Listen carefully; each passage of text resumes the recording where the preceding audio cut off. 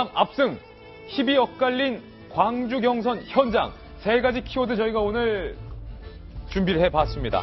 첫 번째 키워드는요, 임을 위한 행진곡. 아니 도대체 호남 경선과 임을 위한 행진곡은 무슨 상관인가 말인가. 문재인 전 대표의 이야기 들어보시죠. 제가 대통령이 되면 호남은 가장 중요한 국정운영 파트너가 될 것입니다. 5월 9일 반드시 정권 교체하겠습니다. 9일 뒤 5.18 민주항쟁 기념식에 제19대 대한민국 대통령 자격으로 참석하겠습니다. 동지들과 함께 목청껏 임을 위한 행진곡을 부를 것입니다. 이 칼럼, 임을 위한 행진곡을 부를 거다. 문재인 후보가 감성카드 한 장을 꺼내들었다. 저는 저 대목에서 무릎을 쳤는데, 이게 임을 위한 행진곡이 특히 호남 유권자 분들한테는 남다른 감정이 있는 노래 아닙니까?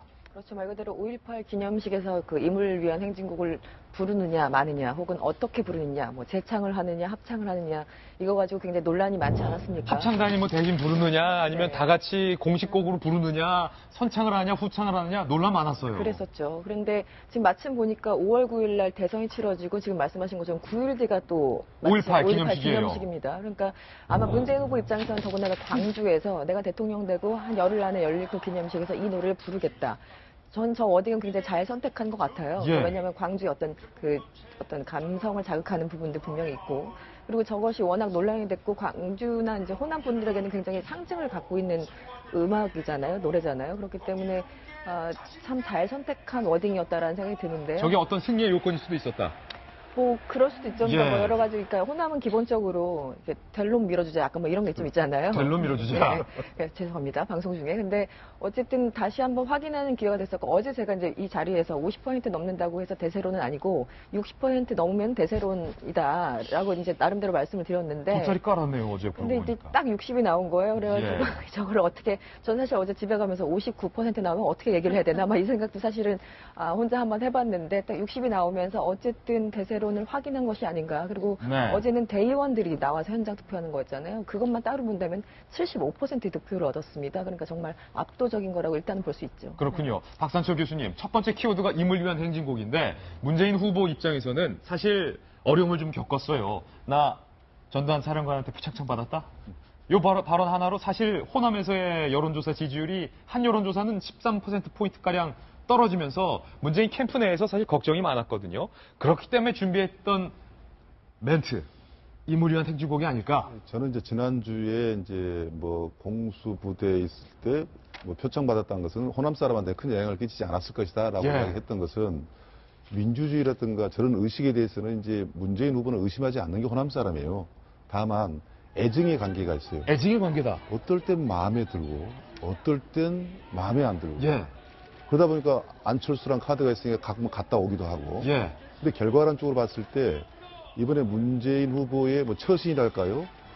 호남에서의 그 처신은 아주 적절했다는 생각이 듭니다. 적절했다. 아주 호남 사람한테 구애만 한 건 아니고, 예. 가끔 할 말을 하면서도 호남 사람으로 하여금 저 정도면 밀어줄만 하다. 굳이 돌풍을 일으켜가지고 깜짝 돌풍을 일으켜서 다른 사람 내세워야 된다라는 대상이 아니라 그 대세를 인정해 줄만 하다라는 생각이 이 표심으로 왔다고 보는데요. 예.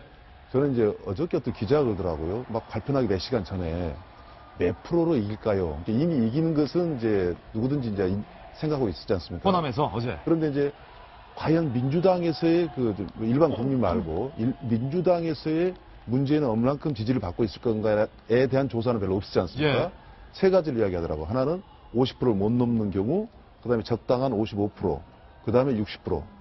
제일 좋은 것이 뭘까요? 그래서 이제 대체로 이제 55%면 뭐 이 경선 그 흥행도 있고 참 좋겠다라고 얘기했지만, 60%라는 의미는 방금 전에 이야기한 대로 호남에서 이 정도면 민주당이 후보감이다, 야권이 후보감이다라는 어떤 인준을 해주는 그런 퍼센트지라고 보고, 그래서 호남의 선거인단의 숫자가 작기 때문에 안희정이란가 다른 후보들이 앞으로 기대를 걸 수는 있지만, 예. 어쩌면 이것이 대세의 신호탄일 수도 있다.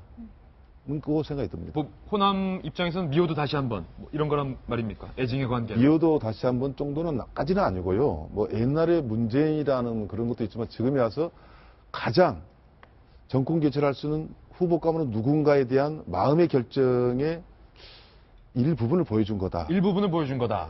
아직 다 보여주진 않았다. 네. 수도권에 살고 있는 호남 사람들 또 있지 않습니까? 또 있구나. 그래서 예. 앞으로 얼마 안 남은 기간이지만은 호남에서 했던 대세몰이가 어떤 방향으로 가느냐에 따라서 확실한 대세로 갈 수 있는 가능성은 굉장히 높아졌다고 볼 수 있겠죠. 그렇군요. 그렇다면 여기서 궁금증은 과연 이 호남의 민심이 안철수를 한번 선택했었고 국민의당 경선에서 민주당 경선에서는 문재인을 선택했는데 과연 두 사람 중에 호남의 민심은 누구 쪽에 더 향해 있을까? 이게 상당히 궁금합니다. 잠시 후 그 이야기 저희가 전해드리겠습니다. 키워드로 함께 보고 있는 어제 경선 현장 뒷이야기입니다.